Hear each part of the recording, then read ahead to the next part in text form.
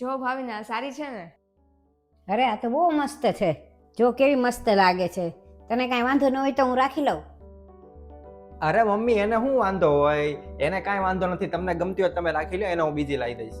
સારું તો હું રાખી લઉં, બહુ મસ્ત છે. અરે આ શું વાત થઈ ભાવિન, તમે મમ્મીને કેમ લઈ જવા દીધી અને ઈ તમે મને એનિવર્સરીમાં ગિફ્ટમાં આપી હતી, એવું બીજાને શું કામ ને આપું?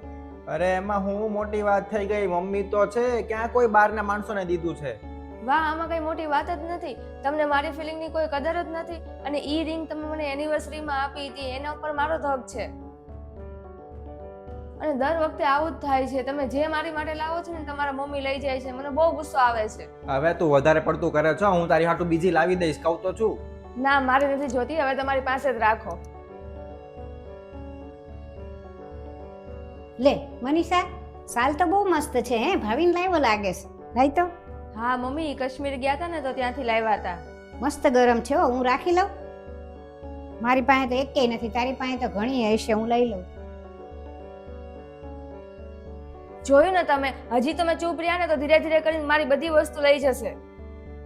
સવારે મારી વીટી લઈ લીધી, અત્યારે મારી સાલ લઈ લીધી. સારું થયું ને મારા કપડા નથી થતા, નતર તો ઈ લઈ લે. અરે પણ એમાં આટલું બધું હું કામ તું ઓલું કરે છો? તારો સામાન થોડો ઘણો બીજા કોઈ ઉપયોગ કરી લે, એમાં ક્યાં એટલી મોટી વાત થઈ ગઈ? હા, તમારા માટે તો કઈ મોટી વાત હોતી જ નથી. હું તમે હવે પાછા કાશ્મીર જવાના છો સાલ લેવા? અરે તું ખોટું વધારે પડતું વિચારે છો. ઉવે તારા ભાઈનો ફોન આવ્યો. હા બોલ. હા હા, આજે જ જવું છે તારે? હા તો કાંઈ વાંધો નહીં, હમણાં અત્યારે તો હું ઓફિસે જાઉં છું, પણ હું મારી રીતે વયો જઈશ મારા ભાઈબંધની સાથે. તો ગાડીની ચાવી અહીંયા હું મનીષાને કહી દઉં છું, એ તને આપી દેશે. હા, જેકેટ જોવે છે? હા હા, એ હું જેકેટનું કહી દઈશ. હજી હમણાં જ હું લાવ્યો છું ગયા અઠવાડિયે, એ તને એ કાઢીને આપી દેશે. બે લઈ જશે તમ તારે. અરે કોઈ ચિંતા નહીં તમ તારે, તું શાંતિથી આવજે, લઈ જજે. હા.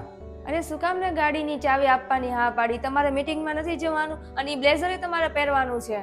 અરે હું તને એ જ કહું છું ક્યારનો, કે તારા ફેમિલી વાળા હોય કે મારા ફેમિલી વાળા હોય, આપણે અંદરો અંદર આટલી બધી વસ્તુઓનો ઉપયોગ કરી શકીએ ને. અને એમાં શું થઈ ગયું? અને તારા ભાઈએ એના ભાઈબંધો વચ્ચે કહી દીધું હોય કે હું આજ ગાડી લઈને આવવાનો છું, તમે કોઈ ન લેતા, એટલે હવે બિચારો પછી ત્યાં ખોટો પડે ને. એટલા માટે ગાડી ભલે લઈ જતો હોય, ત્યાં ક્યાં આગે જવાનો છે? હમણાં હાંજ પડે પાછો આવી જશે. અને એ નવું જેકેટ હું પહેરું કે એ પહેરે, બધું સરખું જ છે ને. અને તું આખો દિવસ વસ્તુને લીધે રાડું દેકારા કરતી હોય છે. કેટલી બધી કે મારી વસ્તુ આ લઈ ગયા ને તે લઈ ગયા. હું તારા પરિવાર વિશે વિચારું છું, તો પછી તારે મારા પરિવાર વિશે વિચારાય નહીં એટલું? જો ભાવિને, આ બે વસ્તુમાં ફેર છે. તમારા મમ્મી જે રિંગ ને સાલ લઈ ગયા છે ને એ મને પાછી નહીં આપે, પણ મારો ભાઈ જે ગાડી ને બ્લેઝર લઈ ગયો છે ને એ રાત્રે પાછી તો આપી જશે. અને તું એક વાત ભૂલે છો કે જ્યારે આપણા લગ્ન થયા ને તું જે કાંઈ ઘરેણા લાવી હતી, અને હમણાં જ તે અઠવાડિયા પહેલા તારા ઘરે આર્થિક પરિસ્થિતિ ખરાબ હતી અને એ જરૂર પડી હતી પૈસાની, ત્યારે આપણે આ ઘરેણા આપી દીધા હતા. અને મેં ક્યારેય પાછા નથી માગ્યા. હા, વાત તો તમારી સાચી છે. હું તો વધારે વિચારતી હતી. અને તમારી વાત સાચી છે, મમ્મી પહેરે કે હું પહેરું, વાત તો બધી એક જ છે ને. ઘરમાં જ વપરાય છે ને વસ્તુ તો. સોરી, અને મેં તમારી સાથે ઝઘડો કર્યો આ બાબતે, અને હું આગળથી હવે ધ્યાન રાખીશ.